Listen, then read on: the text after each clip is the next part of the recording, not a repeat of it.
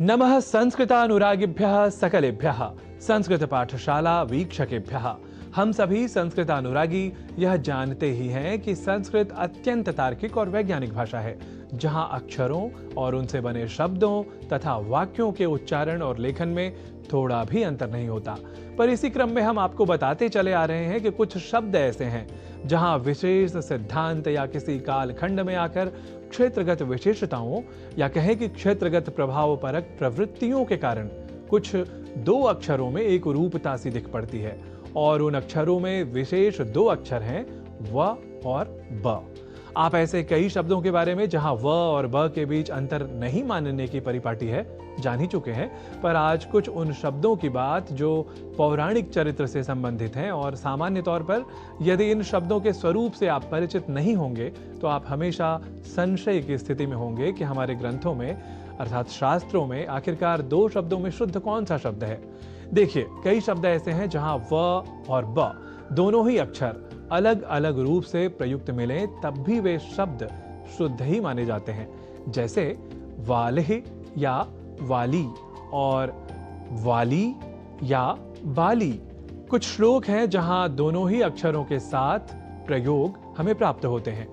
सौमित्र लक्ष्मणो वाली वालिरिंद्र सुतश्च सह ततः शरेणाभिहतो रामेण रणकर्कशः पपात सहसा बाली निकृत्त इव पादपः। अर्थात वाली भी और बाली भी दोनों ही प्रयोग संस्कृत वाङ्मय में हमें उपलब्ध होते हैं। तो इस तरह से आपने जाना कि कई शब्द ऐसे हैं जहां व और ब के बीच अंतर नहीं स्वीकारा जाता, अर्थात वबयोर अभेदः का सिद्धांत यहां स्वीकृत है। अब बढ़ते हैं आगे और चर्चा कर लेते हैं व और ब के बीच भेद की भी। एक शब्द है जिसे हिंदी में हम कहा करते हैं विभत्स, पर संस्कृत में विभत्सः आदि कहना या लिखना संस्कृत के संस्कृतत्व वाली प्रकृति पर चोट पहुंचाना ही कहा जाएगा, क्योंकि बीभत्सः ही संस्कृत में तो सर्वथा शुद्ध है ही, और हम जैसा कि आपको बताते चले आ रहे हैं कि अन्य भाषाओं में भी यदि हम संस्कृत के शब्दों को लेते हैं अर्थात उनका प्रयोग करते हैं, तो हमारी भाषा प्रयोक्ता के रूप में एक तो आशय यह कि बीभत्स इस रूप में ही विभत्स की मूल प्रकृति और शुद्धता का संदर्भ संस्कृतानुसार समझा जाना चाहिए। तो आइए बीभत्सः इस शब्द के संस्कृत प्रयोगों पर विशेष रूप से श्लोकों पर अब अवधान केंद्रित करते हैं। जुगुप्सा स्थायी भावस्तु बीभत्सः कथ्यते रसः।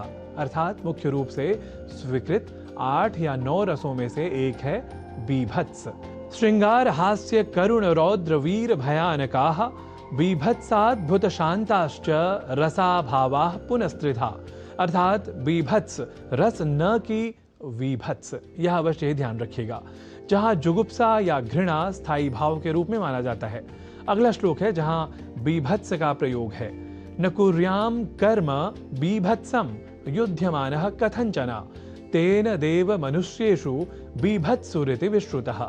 तो अब इस तरह से आपने जाना कि कई शब्द ऐसे हैं जहां व और ब के बीच पर्याप्त अंतर है।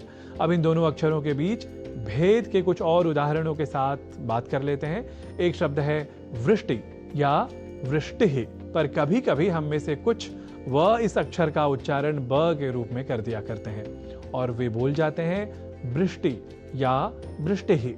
ऐसे ही एक और शब्द है वर्षा या वर्षाः। यहां ध्यान दीजिए कि वर्षा शब्द का संस्कृत में सदैव ही बहुवचन में ही प्रयोग होता है, अर्थात वर्षा नहीं वर्षाः ही प्रयोग की अवस्था में लिखा और बोला जाना चाहिए। वैसे हम संस्कृत पाठशाला की कक्षा में यथा समय आपको कई उन शब्दों के बारे में भी बताएंगे ही जिनका प्रयोग वचन की दृष्टि से विशेष होता है, अर्थात कुछ शब्द एक वचन या द्विवचन या बहुवचन में ही प्रयुक्त होते हैं। इस बारे में आप आगे जान सकेंगे। तावत प्रकृतम अनुसरामः, अर्थात वर्षा और वर्षाः के व अक्षर की जगह ब इस अक्षर का प्रयोग किया जाना और वर्षा या वर्षाः जैसे प्रयोग करना अशुद्ध है, यह हमें ध्यान में रखना चाहिए। तो आज की संस्कृत की कक्षा में इतना ही। अग्रिमायै कक्षायै पुनरपि भवन्तु सन्नद्धाः भवन्तः। तावत् स्वीकुर्वन्तु पुनरपि मम नमः।